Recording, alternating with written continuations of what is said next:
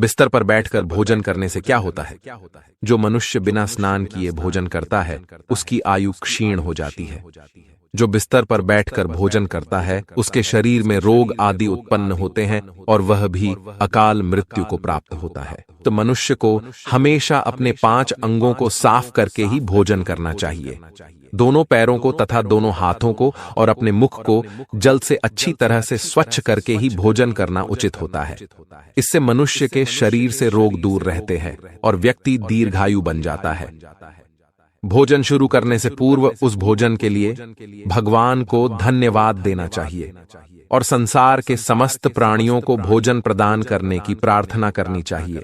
इस प्रकार से अन्न देवता को प्रणाम करके भोजन करने से मनुष्य को कोई पाप नहीं लगता है। जमीन पर बैठकर भोजन करना ही श्रेष्ठ होता है। बिस्तर पर बैठकर भोजन करने से मनुष्य के शरीर में रोग उत्पन्न होते हैं और उसकी आयु कम हो जाती है। शास्त्र कहते हैं कि दहलीज पर बैठकर भी भोजन नहीं करना चाहिए। 3 प्रकार का भोजन मनुष्य को नहीं करना चाहिए। जिस भोजन के ऊपर से कोई पैर रखकर चला गया हो अथवा कोई व्यक्ति भोजन को लांघ कर गया हो, ऐसे भोजन को कभी खाना नहीं चाहिए। ऐसा भोजन अशुद्ध हो जाता है। ऐसे भोजन को पशुओं को खिला देना चाहिए।